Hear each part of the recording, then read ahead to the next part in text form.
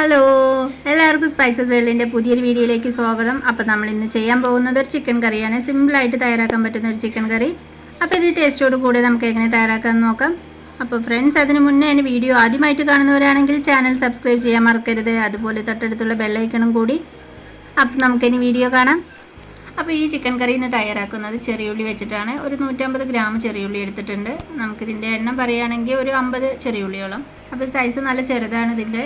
അപ്പോൾ നമുക്കിതൊന്ന് അരച്ചെടുക്കണം. അതിനായിട്ട് ഒരു ജാറിലേക്ക് ഇട്ട് കൊടുക്കാം. ഇനി ഇത് അരച്ചെടുത്തൊന്ന് മാറ്റി വയ്ക്കാം. അടുത്തായിട്ട് നമുക്ക് ഇതുപോലെ ഒരു പാത്രം ഒന്ന് വെച്ച് ചൂടാക്കിയെടുക്കാം. അതിലേക്ക് നമുക്ക് ഓയിൽ ഒഴിച്ച് കൊടുക്കണം. അങ്ങനെ ഒരു 3 ടേബിൾ സ്പൂൺ ഓയിലാണ് ഒഴിച്ച് കൊടുക്കുന്നത്. ഓയിൽ നന്നായിട്ടൊന്ന് ചൂടായിട്ട് വന്നാൽ നമുക്കതിലേക്ക് ഇതുപോലെ ചെറിയൊരു കഷ്ണം പട്ട, പിന്നെ അതിലേക്ക് 2 ഏലക്ക, 3 ഗ്രാമ്പു, അപ്പോൾ ഇത് കൂടി ഇട്ട് കൊടുക്കാം. അപ്പോൾ ഇതൊന്ന് നന്നായിട്ടൊന്ന് മൂത്ത് വരട്ടെ. ഇനി ഇതിലേക്ക് കുറച്ച് കറിവേപ്പില കൂടി ഇട്ട് കൊടുക്കാം. ഇതിൻ്റെ കൂടെ നമുക്കിപ്പോൾ ഇതേപോലെ അരച്ച് വെച്ചിട്ടുണ്ട് ചെറിയുള്ളി. അപ്പോൾ ഇതൊന്ന് ഇട്ട് കൊടുക്കാം. അപ്പോൾ ഈ ഒരു പാകത്തിലാണ് ഇപ്പോൾ അരച്ചെടുക്കേണ്ടത്. ഇനി ഇത് നമുക്ക് നന്നായിട്ടൊന്ന് വഴറ്റിയെടുക്കണം. അപ്പോൾ ചെറിയുള്ളി പേസ്റ്റ് ആക്കിയിട്ടാണ് നമ്മൾ ഇട്ടിരിക്കുന്നത്. അപ്പോൾ അതിൻ്റെ ഒരു പച്ചമണമൊക്കെ നന്നായിട്ടുണ്ടാവും. അപ്പോൾ അതൊന്ന് പോകുന്നവരേക്ക് നന്നായിട്ട് ഇതുപോലെ വഴറ്റി കൊടുക്കുക. അപ്പോൾ ഇതാ ഈ ഒരു പാകത്തിലായിട്ടുണ്ട്. ഇനി നമുക്കിതിലേക്ക് ചേർത്ത് കൊടുക്കേണ്ടത് ഇഞ്ചി, പച്ചമുളക്, അതുപോലെ വെളുത്തുള്ളി. ഇതൊന്ന് ഇതുപോലെ ചതച്ച് വെച്ചിട്ടുള്ളതാണ്. അപ്പോൾ ഇതുകൂടി ഇട്ട് കൊടുക്കാം. അപ്പോൾ ഇതിലേക്ക് ഒരു 2 പച്ചമുളകാണ് ചേർത്തിട്ടുള്ളത്. അതിൻ്റെ കൂടെ ഒരു 2 ടേബിൾ സ്പൂണോളം ഇഞ്ചി വെളുത്തുള്ളി പേസ്റ്റ്. അപ്പോൾ ഇനി ഇത് നന്നായിട്ടൊന്ന് മൊരിയിച്ചെടുക്കാം. അപ്പോൾ ഇതിലിപ്പോൾ നമ്മൾ ചേർത്തിരിക്കുന്ന ചെറിയുള്ളി, അതുപോലെ ഇഞ്ചി, പച്ചമുളക്, വെളുത്തുള്ളിയൊക്കെ ഇതേപോലെ നമുക്ക് വഴണ്ട് കിട്ടിയിട്ടുണ്ട്. ഇനി ഇതിലേക്ക് നമുക്ക് 2 തക്കാളിയാണ് ചേർത്ത് കൊടുക്കേണ്ടത്. ഇനി ഈ തക്കാളി നന്നായിട്ടൊന്ന് കുക്കാവുന്നവരേക്ക് നമുക്ക് ഇതുപോലെ വഴറ്റിയെടുക്കാം. ഇനി ഇതിലേക്ക് ഒരു 1/2 ടീസ്പൂൺ ഉപ്പ് കൂടി ഒന്ന് ഇപ്പോൾ ചേർത്ത് കൊടുക്കാം. അപ്പോൾ തക്കാളിയൊക്കെ ഇപ്പോൾ നന്നായിട്ട് കുക്കായിട്ട് വന്നിട്ടുണ്ട്. ഇനി ഇതിലേക്ക് പൊടികളൊക്കെ ചേർത്ത് കൊടുക്കാം. ആദ്യം തന്നെ നമുക്കിതിലേക്ക് 2 ടീസ്പൂൺ മുളക് പൊടി ഒന്ന് ചേർത്ത് കൊടുക്കാം, എരിവുള്ള മുളക് പൊടി. പിന്നെ ഇതിലേക്ക് 1 teaspoon Kashmiri red chilli powder കൂടി ചേർക്കുന്നുണ്ട്, നല്ലൊരു കളറിനായിട്ട്. ഇതിൻ്റെ കൂടെ നമുക്കൊരു 4 ടീസ്പൂൺ മല്ലിപ്പൊടി കൂടിയാണ് ചേർത്ത് കൊടുക്കുന്നത്. വലിയൊരു സ്പൂണ് 2 സ്പൂൺ ചേർത്തേ മതിയാവും. പിന്നെ ഇതിലേക്ക് ഒരു 1/4 ടീസ്പൂൺ മഞ്ഞൾപ്പൊടി കൂടി ചേർക്കുന്നുണ്ട്. ഇതിൻ്റെ കൂടെ നമുക്ക് 1 ടീസ്പൂൺ ഗരം മസാല കൂടി. അപ്പോൾ ഇത് ഹോം മെയ്ഡ് ഗരം മസാലയാണ്. അപ്പോൾ ഇതിൻ്റെ ലിങ്ക് ഞാൻ താഴെ ഡിസ്ക്രിപ്ഷനിൽ കൊടുക്കുക, താല്പര്യമുള്ളവർക്ക് കാണാം. ഇനി ഇതെല്ലാം കൂടി നന്നായിട്ടൊന്ന് മൊരിയിച്ചെടുക്കണം, പൊടികളുടെ പച്ചമണമൊക്കെ നന്നായിട്ട് പോകുന്നവരേക്ക്.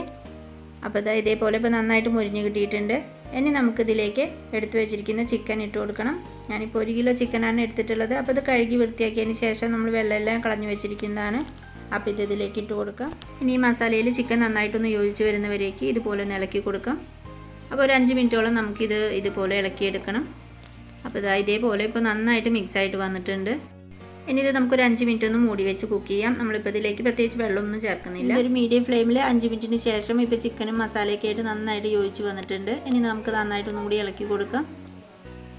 ഇനി നമുക്കിതിലേക്ക് ആവശ്യത്തിന് വെള്ളം കൂടി ഒഴിച്ച് കൊടുക്കണം. 1 കപ്പോളം വെള്ളം ഒന്ന് ഒഴിച്ച് കൊടുക്കാം. അപ്പോൾ ചൂടുവെള്ളമാണ് നമുക്കിതിലേക്ക് ഒഴിച്ച് കൊടുക്കേണ്ടത്.